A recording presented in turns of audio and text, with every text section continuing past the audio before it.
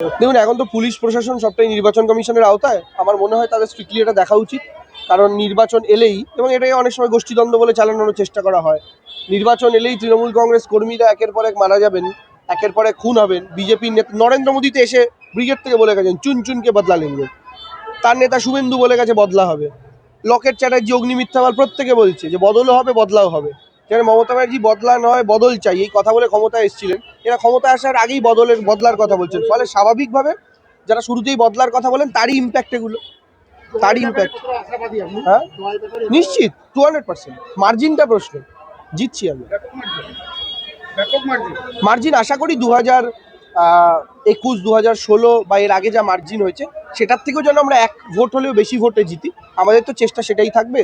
যে কোনো ছাত্রই আগের পরীক্ষায় 85 পেলে পরের পরীক্ষায় 95 নেওয়ার টার্গেট রাখে। আগামীকাল সাপ্লিমেন্টারি লিস্ট বেরোচ্ছে। আগামীকাল সাপ্লিমেন্টারি লিস্ট বের করছে। কিন্তু সাপ্লিমেন্টারি লিস্টটা আরও আগে বের করা তো উচিত ছিল। যে 10-12 লাখের অলরেডি হয়ে গেছিল তাদেরটা তো আগে বের করা উচিত ছিল, কারণ এই সাপ্লিমেন্টারি লিস্টে যারা দেখবেন তাদের নাম কাটা গেল, তাদের তো অ্যাপ্লাই করার সুযোগ দিতে হবে। সেটারও তো একটা প্রসেস আছে। ধরুন প্রথম দফার নির্বাচন, এই প্রথম দফার নির্বাচন, তার আগে নমিনেশন হচ্ছে আপনার এই এপ্রিল মাসের ফার্স্ট উইকের পরেই শুরু হয়ে যাবে।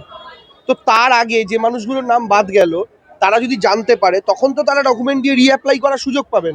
আপনি এই প্রসেসটাকে যত ডিলে করবেন তাদের অ্যাপ্লাই করার সুযোগ কমবে, আর তত অ্যাপ্লিকেশনের প্রেশার বাড়বে, সেটা দেখার লোক কমে যাবে।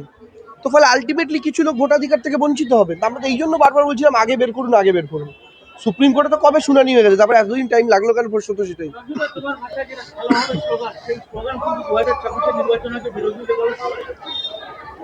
চুরি করতে তো সিদ্ধহস্ত, ঠোঙায় মুড়িয়ে টাকা চুরি করতে এখন স্লোগান চুরি করছে, কি করবেন? এবারে কি স্লোগান হবে? খেলা হবে তো এখনো রেলিভেন্ট, 5 বছর আগে ছিল এখনো রেলিভেন্ট। আর এবার তো আমাদের দলীয় সেন্ট্রালি একটা স্লোগান রয়েছে, যতই করো হামলা আবার জিতবে বাংলা। তো বাংলা আবার জিতবে, বাংলার মানুষ জিতবে। আর বাংলার মানুষ এটা জানে, মায়ের সাথে মনোমালিন্য হতে পারে, কিন্তু তা বলে বাড়ির আলমারির চাবিটা প্রতিবেশী কাকুর হাতে তুলে দেওয়া যায় না। মায়ের আঁচলেই সেটা বাধা থাকতে হয়।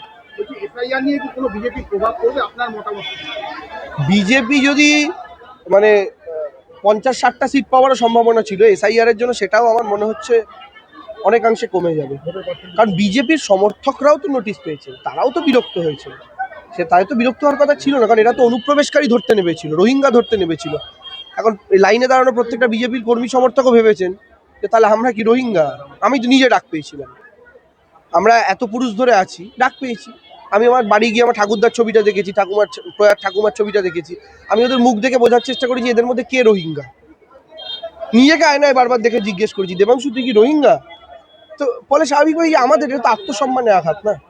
বাংলার মাটি স্বাধীনতা সংগ্রামে অংশগ্রহণ করে দেশকে স্বাধীন করেছে, আর সেদিন যারা বিট্রে করেছিল, স্বাধীনতা সংগ্রামীদের জেলে ঢুকিয়ে দিত, তাদের নেতা আজকে দিল্লিতে বসে এই বাংলার মানুষকে আঙুল দেখিয়ে বলছে বাঙালি তু প্রুফ করতো বাংলাদেশি আইয়া বাঙালি আই ইন্ডিয়ানে। এটা তো অসম্মানের, এই অসম্মানের জবাব দেবে নেতাজি সুভাষচন্দ্র বসুর নাতি থেকে শুরু করে নোবেল এনে দেওয়া অমর্ত্য সেন।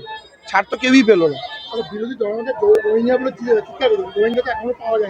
আরে যে ডকুমেন্ট ডিসপুটের জন্য আমি ডাক পেলাম, আমার মতো হাজার একটা মানুষ ডাক পেলো, যাদের বাবার নাম 2002-এর তালিকায় কুমার ছিল না, পরে কুমার ঢুকেছে, তার জন্য ডেকেছে।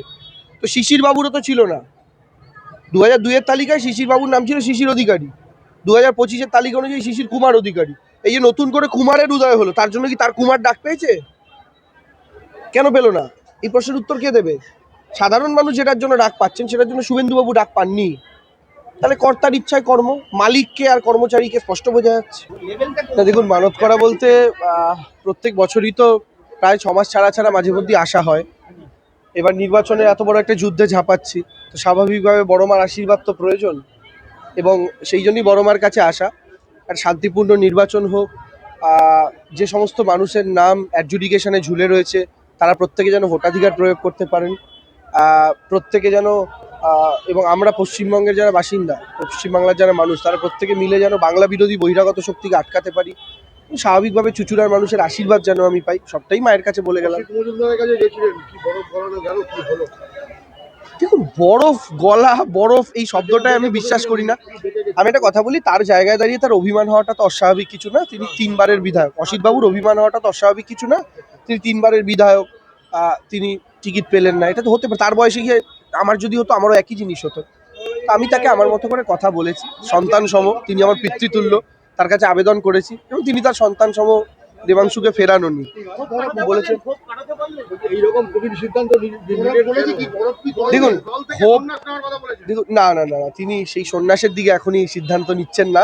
তিনি আছেন, লড়াই করবেন, আমার পাশে থাকবেন, আমাকে আশীর্বাদ করবেন এবং তিনি প্রতিজ্ঞা করেছেন, তিনি আমাকে জেতানোর দায়িত্ব তিনি নিজে কাঁধে নিয়েছেন। তিনি থাকবেন, পুরোটাই সঙ্গে থাকবেন। বিশ্বাস আছে সঙ্গে থাকবে, সহযোগিতা করতে পারবে। সম্পূর্ণ বিশ্বাস আছে। বিশ্বাস থাকবে না কেন? বিশ্বাস তো সবকিছু, বিশ্বাসে মিলায় বস্তু তর্কে বহুদূর। বিশ্বাস তো অবশ্যই আছে।